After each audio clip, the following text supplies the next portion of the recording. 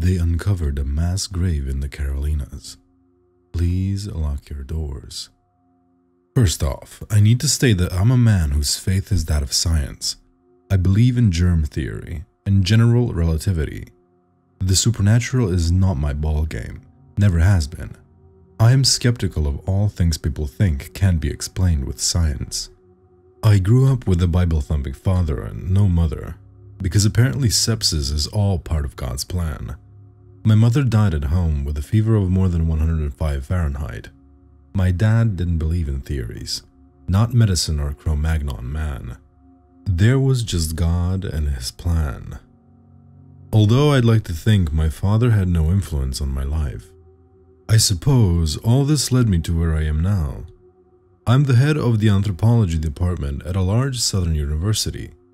My work, my life, it's all rock dust and carbon dating. Tables laid with tangible bonuses far older than 5,000 years, with computer data to prove it. My father said such things were put in the dirt by the devil. Fossil record was but a test of faith. I hate that man. But now I'm wondering if somehow, like a broken clock being right twice a day, that the bastard was right. Anthropologists aren't usually the recipients of late-night business calls, so when my work cell rang at 11 p.m., I figured I'd either been butt-dialed or it was another spam call about a vehicle warranty. I answered all the same. "Hello, this is Professor Hinckley." "Professor, this is Deputy Nick Caper. I'm with the Oconee County Sheriff's Office. I'm sorry to bother you at this hour, sir. You were recommended to me by the folks at Clemson." I didn't specialize in forensic anthropology, but I'd done work for the state before when human remains of native peoples were found. I must admit, calls like this made me feel important. I puffed up my chest and tried to shake the sleep out of my voice. "Hi, yes. How may I help you, young man?" Young man. I cringed. I wasn't even 50. Who was I trying to be? "Sir, we're trying to stay ahead of the press on this, so your discretion would be greatly appreciated. We got a call this afternoon. Someone's dog wandered off on a walk in Sumter and came back with a femur in his mouth." "Oh boy." "Yeah, well, the owner went looking to see who he fetched it from and found some human remains. They're old, so we're not talking about murder or at least any kind of active investigation. But the thing is, there's lots of them." "A lot of bones?" "Yes, sir, dozens. As in dozens of bodies. Problem is, it doesn't seem to be a burial ground. The dead folks, well, they're wearing Western-style clothes. Shirts and trousers and such. We did some research and read that mass graves of bodies all piled on each other like this would be peculiar." "It would," I said as I pinched my nose. "I take it you need someone to come out and take a look?" "We'd be very grateful. You can bring whoever you like. We just need this identified before our little town gets overrun by the media types filling the bars." "I'm sorry, the county isn't familiar. Where did you say you were?" "Oh, don't worry, that's just how we like it here. We're in western South Carolina, Sumter National Forest. I'll email you all the details." "Okay," I sighed. "Okay, I can get there tomorrow, but it'll be somewhat later, 5 p.m. or so. I'll bring my team with me." My team? I cringed again. It was a fancy term for a couple of broke graduate students. "Well, I'll tell the sheriff. Thank you, Professor. Apologies again about the hour." "Don't worry about it. Bye now." I hung up and Googled Sumter National Forest. That part of the park in Oconee County was isolated. I clicked my thumbnail in my teeth. Western-style clothing. I figured it could be a mass grave from an old epidemic that hit some settlers. Everything about this felt strange, from the phone call to the circumstances. Who at Clemson would recommend me? It was Friday, and I hoped my team, Meredith and Casey, weren't going to be too hungover to work as I went back to bed. The three of us carpooled and hit the road around 3 p.m. It was a later start than I'd have liked. but we would be at the address the deputy sent me around 6 p.m. As it turned out, the address that was sent to me was more of a crude waypoint. The bodies were found nearly 400 feet from a trail, and I had thought we were lost until I saw a trailhead parking lot with a few law enforcement vehicles in it. We got out and stretched our legs. We had several large bags of excavation equipment, and hauling them off trail would be a hell of a workout. I was beginning to regret even saying yes to this. Still, the circumstances were intriguing. This grave could be the site of some previously unknown event in early American history. I tried to tell myself that I should be excited. You should quit acting like such an old man. I met with the sheriff, Deputy Caper, and a few county clerks that were simply curious. The hike in wasn't as strenuous as I thought it'd be. It was entirely flat, but the bramble we had to wade through had strewn my skin with scrapes. I was actually blinking away a little blood by the time we got there. The dig site itself was clear. All the bushes and even small trees had all been sawn away, leaving an open patch of land about the size of a two-car garage. The ground was slightly dug up. A ring of earth lay around the mass grave. I immediately noticed something was off. The bones that were visible were blackened, as if they were burnt. Their clothing had curled from flames, and what little of the cotton was left was bunched and dirty. Still, I could tell the clothing was certainly not native. I looked at Deputy Caper with my mouth slightly agape. These bodies have been burned. He turned to the sheriff. I told you, Sheriff. Ain't no way Dirt and Time does that to skeletons. The sheriff huffed. You're no archaeologist, Nick. So what do you think this was? The sheriff looked at me expectantly, as if I should already know the answers. Some kind of sickness or massacre? I have no idea. How old are they, do you think? I glared at him and repeated myself. I have no idea. Old. Like the 1700s? I nodded. Well, that's certainly past the statute of limitations. Hell, South Carolina might not have been a state, and Coney County wasn't even a twinkle in this country's eye. Not much we can do here, is there? I wanted this buffoon gone, so I nodded again. We'll work until it gets dark and get an early start tomorrow. We'll update you as soon as we learn anything. In the meantime, I'd appreciate if you reached out to someone with the South Carolina Historical Society. I can date these bones, but I won't be able to tell you what these people were doing here. The sheriff hiked up his utility belt. We actually tried. They didn't answer when we called Friday night. We left a message, but we expect we'll hear back on Monday. We also contacted a couple of other universities, but no one wanted to come out on the weekend, it seems. Meredith and Casey looked at me peeved, as they hadn't exactly wanted to come either, but I suggested it might help their grade. I stood straight and cleared my throat. I didn't think I was a chump for giving up my weekend to investigate and find of this importance.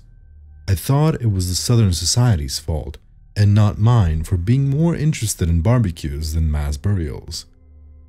Well, they're missing out. This is certainly something extraordinary.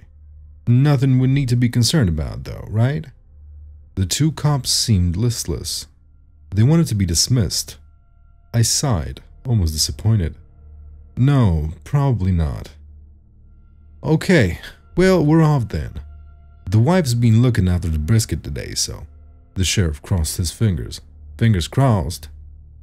The deputy unfurled a length of crime scene tape and started wrapping it around trees as they walked back. So you can find your way to the trail, he nodded at the tape. It gets awfully dark out here. Thank you. The deputy suddenly frowned. And Professor, are you staying at the Days Inn in Valhalla? No, we're not staying in Valhalla. We found a little bed and breakfast in Pleasant Falls, just 10 or so minutes from here. The sheriff laughed and shook his head while the deputy's eyes widened. Pleasant Falls? There's a B&B there? Yeah, I was feeling defensive at this point. It's cheap as all hell. I bet. Just so you know, the folks are a bit kooky there. Kooky how? Blurted out Meredith. Well, rumor has it, everybody in that town's got the same great-grandparents. If you catch my drift. There's all but 23 of them, too. Pleasant Falls ain't a town, it's a hamlet. We're just sleeping there. It's better to stay close to the work site. Makes early mornings all the easier. It's not like we're going to the bar there. Alright, just thought we'd give you a heads up. The Days Inn in town always has vacancies, so if you do change your mind, just drive right over. I nodded. Thank you, gentlemen. They disappeared into the woods and we began unpacking some of our equipment. In the darkening woods, it took us far longer to get set up than I had anticipated. I realized these were likely the newest bones I'd ever dealt with professionally. I was used to brown and yellowed skulls, fragmented remains where I'd pieced the bones of ancient peoples back together like a puzzle. I was out of my depth here. I was certain then, as interesting as it was, that I shouldn't have agreed to come. I squinted and moved parts of a skeleton as if I knew what I was doing. The remains appeared to be early Anglo settlers. I said that, but I only reached that conclusion contextually. There was nothing in the single skull I looked at to be sure. I would need time, daylight, and finally some lab work to figure this out. I had Meredith and Casey pack up the valuable things that we wouldn't leave overnight, and soon we were back in the car, driving to our bed and breakfast. The town was nestled at the end of a dirt road. A dead-end sign sat shot, pocked with bullet holes at the entrance. Said Meredith when we saw it. It's fine, I said, trying to contain some anger. We're just sleeping here. Kids shoot everything everywhere out here. It's not damnatory of the entire town. Damnatory. For the third time in 24 hours, I scrunched my eyes and cringed. At least I was smart enough to know that actually smart people don't like using big words. Well, damnatory or not, said Casey, this place is a shithole. As if on cue, a pack of pigs darted across the dirt road and disappeared behind a derelict chapel. Its white paint was peeling, its steeple slightly bent. Well, if you're looking for the Ritz-Carlton, you picked the wrong major. I pulled angrily into the driveway of the B&B. The house didn't look horrible. The paint was fresher than most of the other buildings, and the nice sign they had in front looked like someone put labor into making it a presentable building. We got out of the car and all wheeled around. The town was deserted. Even though the population was only a couple dozen, it was still disturbing. A curious flock of chickens bobbed across the grass towards us. I won't daze in. Even semen-stained sheets beat this, said Meredith. I was about to give her an earful before she spoke again. Look at that freak show, she whispered. I followed her gaze to see a man walking towards us from behind the chapel. Hello, he waved strangely. The boots he wore were unlaced and he had a bowl cut. We all looked at each other before returning a wave. He came right up to us and paused. Hi there, I said. We booked a room for the night. Do you work here? Oh, no, he shook his head. I see. It was difficult to look him in the eye when he spoke. His teeth took my attention like a train wreck. Hard to look away. They were horribly crooked and the color of butter. You're here for that grave, aren't you? He asked. I had to unfurrow my brow to be polite. The man's accent was strange. I couldn't place it at all, and I had to think after he spoke to figure out what he said. The grave? Yes, I wasn't aware it was public information. Meredith and Casey were uncomfortable and had both slyly stepped further away from the man. There are no secrets in these parts. He smiled, and again I was entranced by those teeth. But I knew there was a grave out there long before yous all dug it up. It's a legend here.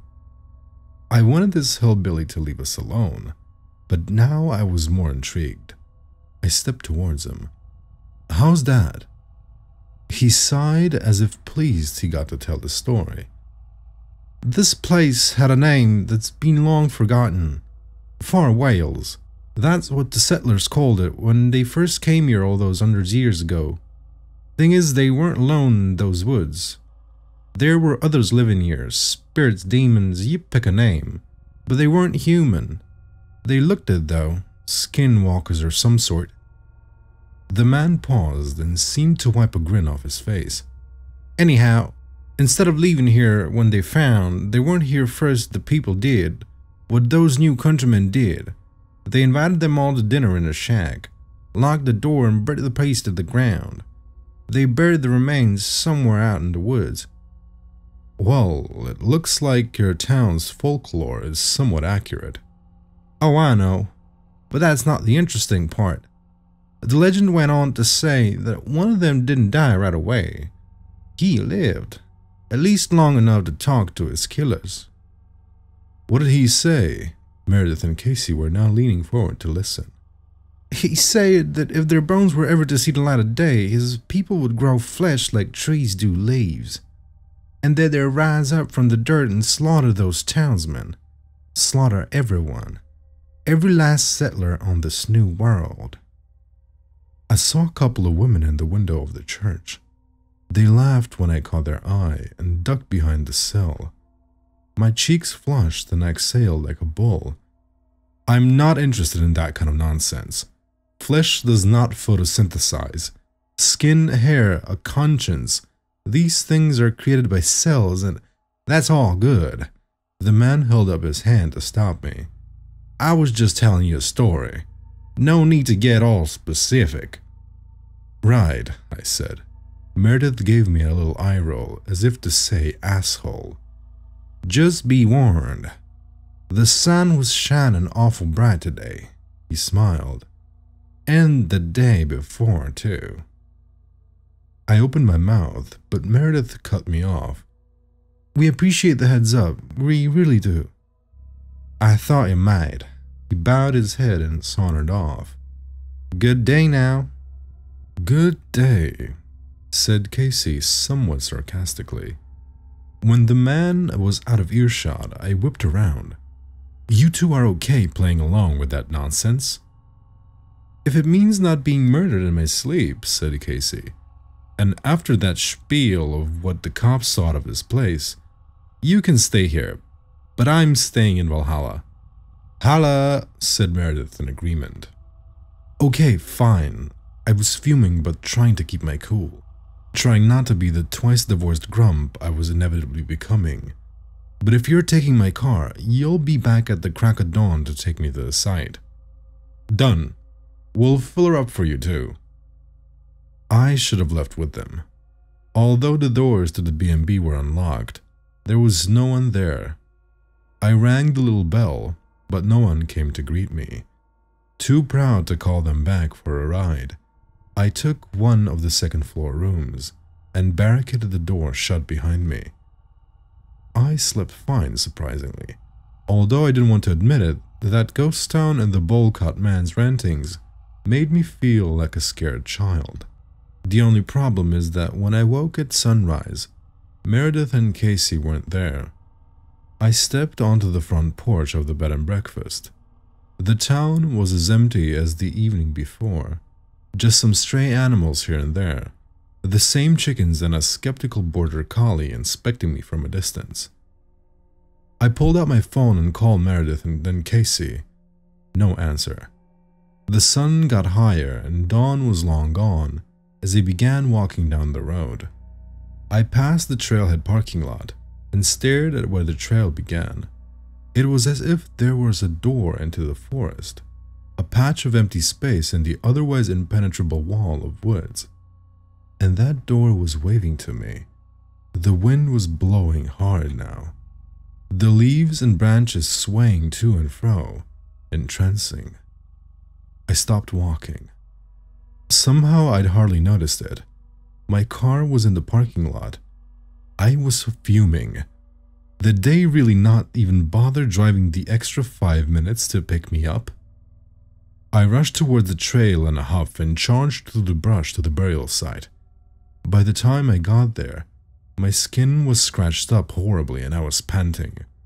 I was confused but thankful that the gravesite was empty.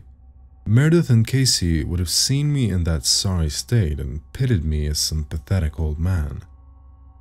I stood with my hands on my hips and narrowed my eyes at the bodies. Meredith and Casey were probably just sleeping off a hangover in Valhalla. We'd left the tarp, some dig brushes, and I had a pair of latex gloves in my pockets. I could get to work. I knelt and began digging through the bodies. Unlike many older specimens I'd worked with, the bones weren't flaky or fragile and falling apart in my hands. I lifted and moved the ribcage. Under it was a piece of burned navy cotton. I began unraveling it carefully. You can imagine my confusion when I saw it was a modern design. A crew collar. It even had a tag. It was a sweater from Gap. I tossed it aside and started picking through the bones in a panic. This one still had flesh on it, not yet decomposed. Another was still warm. I pictured the empty town of Pleasant Falls, a ghost town that was supposed to have 24 residents. How many bodies were in this grave? Close to 24, I thought. I looked further out into the grave and started counting skulls, but I paused a moment later and stood. There was blood. Fresh blood on the top of the grave. It was still dripping from the sky. I slowly looked up. Hung in the trees were the flayed bodies of Meredith and Casey. They were naked, their mouths red ovals like they died screaming. What happened then was a blur. I ran back through the woods, the whole time thinking about the man with the bowl cut we'd seen in town. The man that seemed like he was pulled from the 1600s. He was playing with us the whole time. The legend he had told had already come true. The words rang in my head. The sun was shining awfully bright today, and the day before. His bones were the only ones originally buried here. His people. Demons or skinwalkers. They murdered the entire town of Pleasant Falls and stuffed them in the very grave they had been buried in. I think they let me live so I could tell you, so I could try to warn you. They're going to kill everyone on this continent. I know they are, and they're coming.